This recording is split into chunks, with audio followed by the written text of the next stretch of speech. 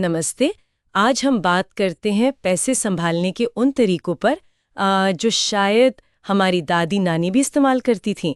ये बजटिंग शब्द सुनने में कभी-कभी थोड़ा भारी लगता है, पर अपने देसी अंदाज में देखें तो ये काफी सरल और असरदार हो सकता है। हाँ, बिल्कुल। और इसका असली मकसद सिर्फ पैसे बचाना नहीं है, बल्कि वो जो एक चिंता होती है ना महीने के आखिर में, उसको कम करना है।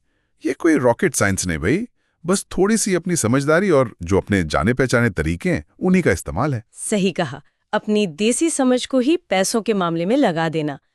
तो कहाँ से शुरू करें? मतलब पहला कदम क्या होना चाहिए इस देसी बजटिंग में? देखिए, सबसे बुनियादी चीज, सबसे पहली चीज है अपनी आमदनी और खर्चों का हिसाब रखना। हिसाब रखना। हाँ, बिल्कुल। जैसे पुराने जमाने में किराना दुकान वाले सेठ जी रखते थे ना, हर आने जाने वाले पैसे का पूरा लेखा जोखा। भाई, जब तक पता ही नहीं चलेगा कि पैसा जा कहाँ रहा है, शायद रोज की चाय सिगरेट पे ज्यादा जा रहा हो, या शायद किसी ऐसी मेंबरशिप पर जो इस्तेमाल ही नहीं हो रही, तो जब तक ये पता नहीं, तब तक उसे काबू में कैसे लाएंगे? मेरी नानी हमेशा कहती थी, जब तक ये नहीं पता चलेगा कि छत टपक कहाँ से रही है तो उसकी मरम्मत कैसे करोगे। बिल्कुल वही बात है। तो हिसाब रखने के लिए क्या तरीके हैं, मतलब आजकल के जमाने में? और ये बहुत आसान है। एक सिंपल सी नोटबुक या डायरी ले लीजिए, वो भी काफी है। या अगर थोड़ा टेक सावी है तो गूगल शीट्स जैसा कोई स्प्रेडशीट इस्तेमाल कर लें। और आजकल तो कई अच्छे ऐप्स भी आते हैं, जैसे मनी मैनेजर है, वॉलनट है। हाँ हाँ, सुने हैं मैंने। हाँ, तो मुख्य बात है कि कहीं लिखें और फिर खर्चों को थोड़ा बांट लें, जैसे जरूरतें, शौक या मौज मस्ती वाली चीजें, बचत, और अगर कोई उधार वगैरह चल रहा है तो वो। इससे क्या है ना, एक तस्वीर साफ हो जाती है कि पैसा जा किधर रहा है। अच्छा, ठीक है। तो पहला कदम हो गया हिसाब रखना, ताकि पता चले पानी कहाँ से टपक रहा है। इसके बाद दूसरा देसी नुस्खा क्या है? आपने कहा था पहले बचत फिर खर्च। हाँ बिल्कुल, जैसे कहते हैं ना, पूजा से पहले स्नान जरूरी है। हाँ हाँ। तो वैसे ही कमाई आते ही सबसे पहले बचत का हिस्सा अलग कर देना चाहिए। इसको अंग्रेजी में पे योरसेल्फ फर्स्ट भी कहते हैं। अच्छा। कई लोग क्या सोचते हैं कि महीने के आखिर में जो बच जाएगा उसे बचा लेंगे, पर होता क्या है, अक्सर कुछ खास बचता ही नहीं है। सही बात है, खर्च हो ही जाता है। हाँ, मेरे बड़े भाई का किस्सा है। उन्होंने अपनी पहली नौकरी से ये नियम बना लिया था कि सैलरी आते ही 10% पहले अलग रखना है, सेव करना है, फिर बाकी से खर्चा चलाना है।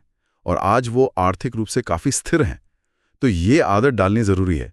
आय आते ही एक तय हिस्सा, मान लीजिए 10% या 20%, बचत या निवेश के लिए अलग कर दें। सबसे आसान तरीका है ऑटोमेटिक ट्रांसफर सेट कर देना। नहीं, बहुत जरूरी है। वो है जरूरत और चाहत का फर्क, जी। है ना? मतलब रोटी और बिरयानी वाली बात। अरे, ये तो बहुत ही अहम है, बहुत जरूरी। जरूरतें वो हैं जिनके बिना गुजारा सच में मुश्किल है, जैसे घर का किराया है, राशन पानी है, बिजली पानी के बिल हैं, बच्चों की स्कूल फीस है। हाँ, ये तो बेसिक है। हाँ, और चाहते वो हैं जो जिंदगी को शायद थोड़ा बेहतर बनाती हैं, मजा देती हैं, पर उनके बिना भी काम चल सकता है। जैसे रोज बाहर खाना खा लेना, या हर थोड़े दिन में नया फोन या गैजेट ले लेना, या कोई महंगी गाड़ी ले लेना। जैसे ऑफिस में घर का खाना ले जाना जरूरत हो गई, बिल्कुल। लेकिन रोज बाहर से महंगी बिरयानी मंगवाना, वो शायद चाहत में आ गया। हाँ, बिल्कुल सही पकड़ा। तो मतलब पहले जरूरतों पर ध्यान देना है, फिर अगर पैसा बचता है, गुंजाइश है, तो चाहतों पर खर्च करें। इस समझ से ही फिजूल खर्ची पर अपने आप रोक लगती है। ठीक है, तो जरूरतें पूरी हो गई, बचत भी साइड में रख दी, लेकिन एक और चीज है जिससे बचना बहुत जरूरी है ना? वो ऊंचे ब्याज वाला कर्ज। बिल्कुल बिल्कुल, खासकर ये क्रेडिट कार्ड का चक्कर या पर्सनल लोन, जिनका ब्याज बहुत बहुत ज्यादा होता है, ये एक तरह का दलदल बन सकता है भाई। मेरे कॉलेज का एक दोस्त था, वो क्रेडिट कार्ड के जाल में ऐसा फंसा था, बस मिनिमम अमाउंट देता रहता था और कर्ज बढ़ता ही जा रहा था, ब्याज पर ब्याज। बड़ी मुश्किल से और काफी तनाव झेलने के बाद वो उस चक्कर से बाहर निकला, और जो शांति मिली ना उसे, वो कहता था अनमोल है। तो क्रेडिट कार्ड इस्तेमाल करें तो बहुत सोच समझकर, और हमेशा पूरी रकम टाइम पर चुकाएं।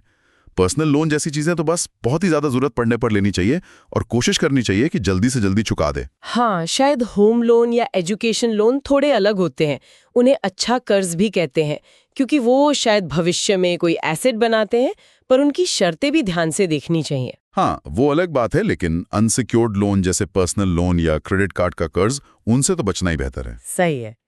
चलिए, अब आते हैं अपनी लिस्ट की आखिरी यानी 5वीं टिप पर, कि सीखते रहना है। हाँ, ये भी बहुत जरूरी है। जैसे हमारी माएं रोज कुछ नया खाना बनाना सीखती रहती है ना, प्रयोग करती रहती हैं। वैसे ही हमें पैसों के मैनेजमेंट के बारे में भी सीखते रहना चाहिए। देखिए, रोज एक ही तरह की सब्जी खाएंगे तो बोरियत हो जाएगी, है ना? हाँ, बिल्कुल। वैसे ही पैसे संभालने का अगर एक ही तरीका पकड़ के बैठ गए तो शायद ग्रोथ ना हो, या बदलते समय के साथ वो तरीका काम ना करे। तो आसान भाषा में लिखी किताबें पढ़ें, आजकल अच्छे ब्लॉग्स हैं, पॉडकास्ट हैं, उन्हें सुनें।